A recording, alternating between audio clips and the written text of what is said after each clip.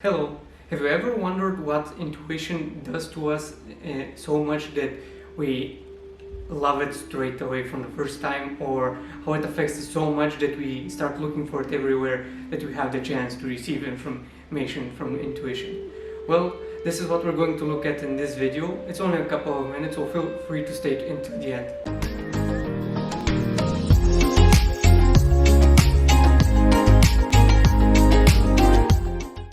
It turns out that intuition is helping us come out of our comfort zone, which I don't think that we actually realize this.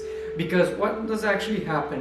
When we receive intuitive information, it's exactly about what's happening in this moment now.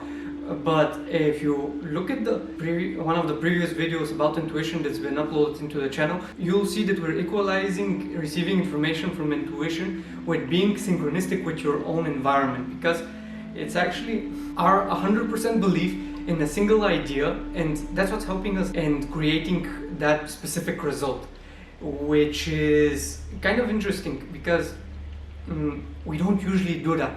We would prefer for reality to be whatever we want it to be, instead of accepting it what it is and seeing how we can work with that. This is again probably how I can underline that it's about us coming out of our comfort zone, because if we accept reality as it is, we're actually accepting new features that we don't usually do. If we've already accepted them, then there's no need to accept them, right? But we generally have a very limited perspective of what our reality is and how we can experience it, which is usually the cause of all the problems that we have. Whereas intuition is actually the inspiration, the amazement, the synchronicity, if you will, with everything around us, seeing how it actually is and seeing that it's 100% true, and that's what we love. And again, it's practically us accepting as much as we can the environment around us. So it's not just receiving some sort of information and it proving to be right. We mostly remain astonished by the fact that it happened and how true the information is, but we don't actually manage to use it.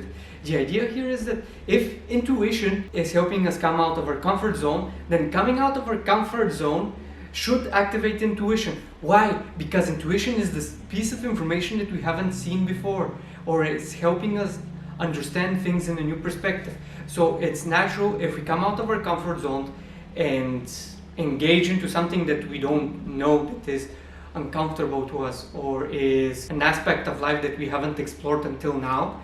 It's natural for us to start looking for any sort of answers that we can get from anywhere. And this is where intuition comes in, because it fills out all the holes.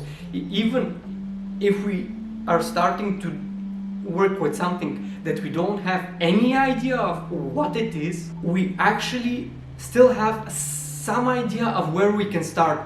All the ideas, the consecutive ideas of what we should do, what we should try, they might be based on a little logic that really depends on how much we're out of our comfort zone and how familiar we are with what we're doing. But the point is that the ideas that come into our mind are usually intuitive, because we want to use that specific thing and we're just figuring out how we can do it. And all the ideas, they're so different. There might not be, it depends on what our focus is. But what I want to say is that they can be very different, and that's the cause of our success usually. Because once we start on this path, we generally forget to think about ourselves, and we're just focused on the single thing that we're doing and want to achieve. And since we're so devoted, we are actually moving into such an energetic stream that we manage to work it out. Even if we think that it's impossible, we manage to work it out. And this is interesting because we all know that intuition can help us achieve impossible things. When we look at intuitive people, we're happy that everything works for them, because it's generally our happiest thought to achieve what we're striving towards. But we don't actually realize that intuitive people don't sit around bragging or thinking or reminiscing or what have you all the time. They're straight out having an idea, practicing it, having an idea, practicing it, having an idea, practicing it, and so on and so on and so on. And usually, how does it work?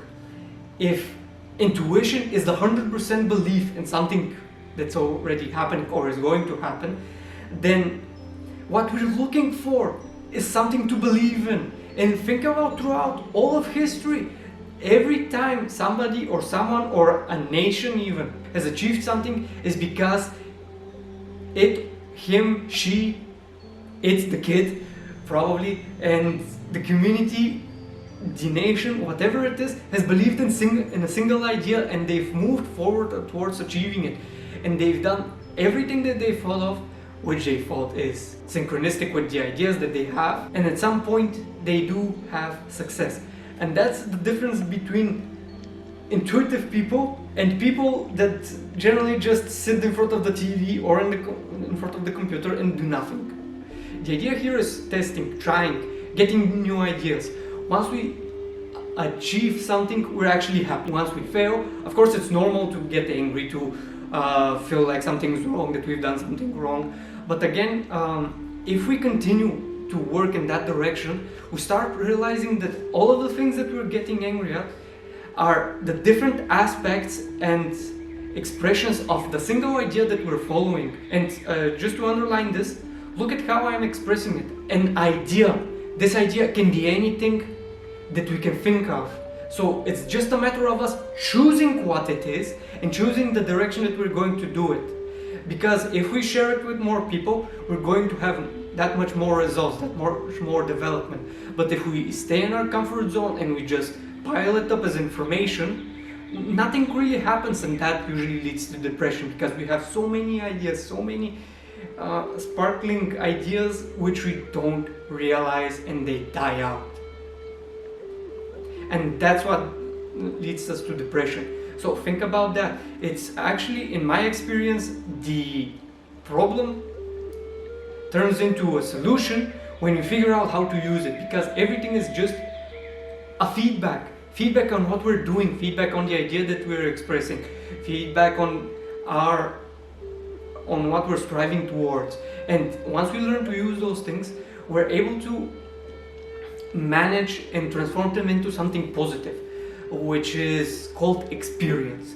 And think about that, we get motivated the most when we're hearing information from someone that has actually lived through it.